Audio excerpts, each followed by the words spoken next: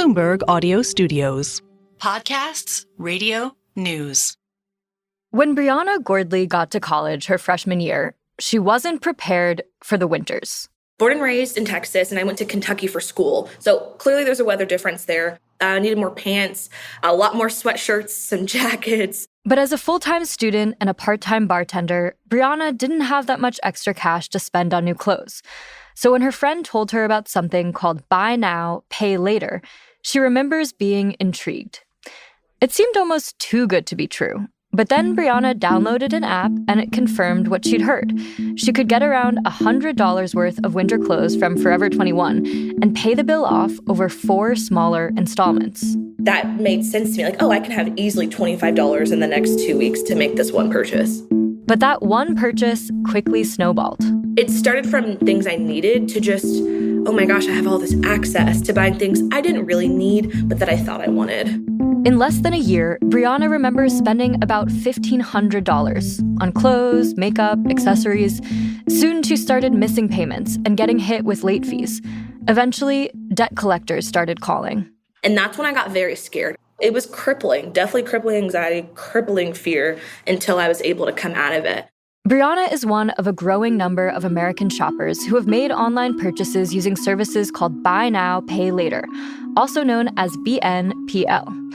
They're offered by companies like Affirm, Klarna, and Afterpay, and the interest-free payment plans can be used for just about anything. If you want to go on a trip, Expedia offers a pay-in-4 option. If you want to go on a big shopping spree, there's a chance that it'll be available at any retailer you can imagine. Credit cards are also starting to offer, options too. That's Paulina Cachero, a personal finance reporter at Bloomberg. And she and Paige Smith, a consumer finance reporter, have been digging into the world of Buy Now, Pay Later.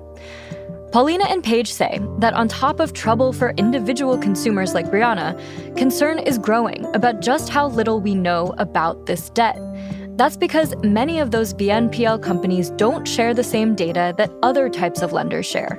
At least one expert at Wells Fargo estimates that there's about $46 billion in phantom debt, and that's just from Buy Now, Pay Later. And that's just in the U.S. alone. And there are actually also some other estimates that have projected that globally the Buy Now, Pay Later industry could be $700 billion a year. But again, these are just projections. It just is a pretty large blank spot for a number of folks who rely on credit scoring data to be able to make underwriting decisions of their own, and also for economists. And that specter has got economists and financial experts concerned, because a lot of other data on consumer spending right now makes it look like lots of Americans are doing fine. But Buy Now, Pay Later debt is largely missing from that picture. And without an understanding of all the debt people hold, it's hard to know how healthy the economy really is. Today on the show, how much phantom debt could be lurking within the Buy Now, Pay Later market, and what it means for shoppers, economists, and regulators. I'm Sarah Holder. This is The Big Take from Bloomberg News. Bloomberg's Paulina Cachero says not everyone who uses Buy Now, Pay Later ends up in trouble, but there are lots of ways things can go wrong. If you're a responsible person who keeps up with everything that you own, you know exactly when things are owed and how much you have in your bank account at all times, it's fantastic. For everyone else, it's a slippery slope.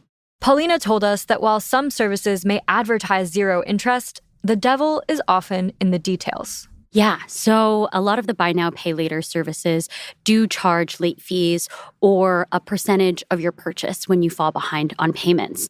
This is actually part of the business model for these companies. Late fees are a source of revenue for some of them. And on top of their fees, if your payment was supposed to come from a bank account or debit card, but you don't have enough money in that account to cover the payment, you could face other fees from your bank. You might get hit with an overdraft fee or a non-sufficient fund fee from your bank account, and that's where people start to fall behind. And if you fall behind late enough, these companies can actually turn over your loan to a debt collector, and that can impact your credit score. So just how many people are struggling with paying off this kind of debt? Well, we don't really know because the companies in the space don't provide data on installment loans that are split into 4 payments, which is a popular option for consumers. These large and very much still growing buy now, pay later providers do not furnish their data to both credit bureaus and credit scoring firms. So the big ones that you and I know of, like FICO, but also TransUnion and Experian. The reason they don't share this data? Well, Paige says that depends on who you ask. There's a little bit of a back and forth here between these companies because you have the likes of Klarna and Affirm and Afterpay saying that they don't want to provide this data to these other entities until they know that the consumer's data will be safe and secure. And they also don't want consumers' credit scores to be hit if they turn over this data. Basically, some of them are arguing, hey, by not reporting our data, we're actually helping our customers. That's because they claim that the current credit scoring models don't accurately account for these kinds of pay-in-4 plans. And therefore, even those who pay on time could still see damage to their credit scores. Paulina, do you buy that argument from companies that this is protecting consumers' credit scores? I think the buy now, pay later industry has really positioned themselves as almost like a financial equalizer for consumers, granting credit access for people who have found it hard to access other forms of credit. But if you fall delinquent enough on a loan, and if the company decides to turn over that debt to debt collectors, your credit score can still get hurt. A lot of people think that they can actually build their credit score with on-time payments, but because the buy now, pay later providers aren't furnishing data, no one can build their score. So there's really only downsides for consumers when it comes to their credit scores. As for the entities that buy now, pay later firms would share their data with, Paige says they say they're ready to receive it. We have folks like FICO and Experian and other credit bureaus saying they're ready to accept this data and willing to accept this data. It's been a bit of a blame game. People are pointing fingers about why this hasn't happened. But earlier this year, there was some movement in the stalemate. After a big report on the industry from the Consumer Finance Protection Bureau came out, Apple Pay Later, Apple's version of buy now, pay later, did decide to share their data for these transactions with the credit bureau Equifax. When Apple decided to furnish data, they became the first big buy now, pay later provider to do so. And it kind of threw cold water on the reasons that a lot of the other buy now, pay later pioneers and titans have brought up as a reason for why they're not furnishing data. But with so many companies and retailers offering buy now, pay later, and most of them not sharing their data, that still means we have a gaping hole in what we actually know about this industry. And that could be a problem for other lenders, because typically, when you want to get a credit card or other types of loans, the provider will look at your entire financial picture to see what you owe to whom and how good you've been about paying them back. They use this data to decide how much credit to give you and under what terms. But without knowing the true extent of BNPL debt, financial institutions are making lending decisions with incomplete information. Because none of these buy now, pay later providers furnish data, no one knows when a consumer is overextended and whether or not they can afford to take out more money.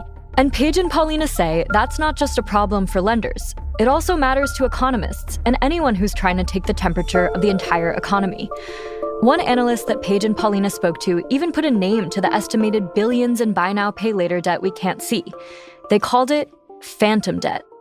This phantom debt is out there, and we just don't know how much it is and how large it is and how much it weighs on sort of the average household income on any given month. We should also note that there's other debt that economists can't really see, including from payday lenders, car title loans, and some other really high interest loans. So, a lot of researchers just don't have a full picture of the debt obligations that Americans have. And Paige and Paulina say that's especially concerning at this moment, where we're seeing consumers fall behind on other types of credit. Consumers are starting to fall behind on credit cards, auto loans, mortgage payments, et cetera. So people are concerned that it's, hiding consumer distress in the economy. Paige and Paulina and our other colleagues here at Bloomberg really wanted to know more about this glaring buy now, pay later blind spot. So Bloomberg commissioned a poll. One thing it revealed: people aren't just using buy now, pay later for big ticket items.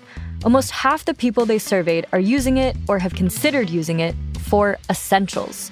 What that means for Wall Street after the break.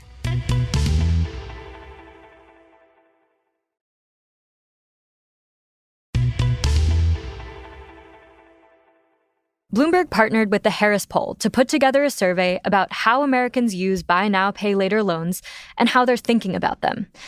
And Paulina Cachero, a personal finance reporter at Bloomberg, says it offers important clues about how many people are struggling with this kind of debt. So from this survey poll, we found that about 43% of those who do owe money to buy now, pay later services reported falling behind on payments in some capacity. And 28% said they were delinquent on other debt like credit cards, mortgage payments because of what they were spending on buy now, pay later. Paulina says that given how sticky inflation has been, many people's budgets are tighter, and they're starting to turn to buy now, pay later to fill in the gaps. We are at the point where more and more people are starting to use them for necessities that they need. And, 2 years into a period of really high inflation where the cost of everything from food, gas, groceries, rent has gone up so much, we are starting to see that people are using it to afford things that they need. And the fact that people are using BNPL for daily essentials is really important if you look at the story of the U.S. economy today. Lots of key economic data shows that consumer spending continues to be higher than was expected. It seems like people feel very comfortable spending right now. But the buy now, pay later debt complicates that picture. It seems like people have continued on this, what we've called a COVID-19 revenge spending spree. And a lot of that data, has encouraged economists and other financial institutions to say, hey, the American consumer is doing fine. We need to keep interest rates higher for longer. However, because we're starting to see consumers start to fall behind on every other credit product, we know that Americans are holding on to $1 trillion worth of credit card balances. The fact that there's more buy now, pay later loans on top of that is kind of daunting. One way to shed light on what's actually going on with buy now, pay later debt would be regulation. I asked Paulina and her colleague Paige Smith, a consumer finance reporter, if any new regulations are coming for this industry. So basically the CFPB, they did this big groundbreaking report on the buy now, pay later industry 2 years ago.